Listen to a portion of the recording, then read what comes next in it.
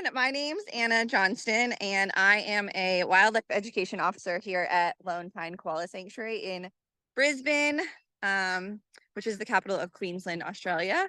We are known as the Sunshine State, but we're having a bit of a rainy day, which happened last time we worked with Oztrek as well. So there's a theme there.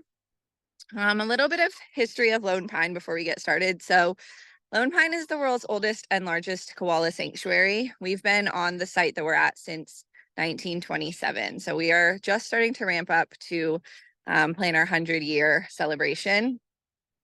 In the late 1800s and early 1900s, people in Queensland were hunting koalas. There was quite a prolific fur trade around koala furs. And so we were losing hundreds of thousands of koalas every month due to this fur trade. So a local gentleman named Claude Reed decided to open a safe place where koalas wouldn't be affected by the fur trade and where they could also care for orphaned and injured koalas as a result of that fur trade. So when Lone Pine opened their doors, we had 2 koalas named Jack and Jill. And now we're home to about 80 different species, so not just koalas. Koalas are probably the biggest reason people come to visit. We've got around 100 koalas that live here now, but we also have lots of different Australian species.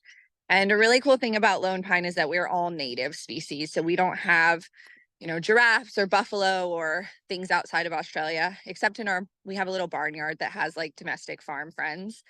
But all of our species here that we look after are native to Australia. So I thought I would take you guys for a bit of a walk around part of our facility, and then we're going to meet up with our vet, Galit, who has been at Lone Pine for decades, and she is literally the only vet. We've got about 500 animals here.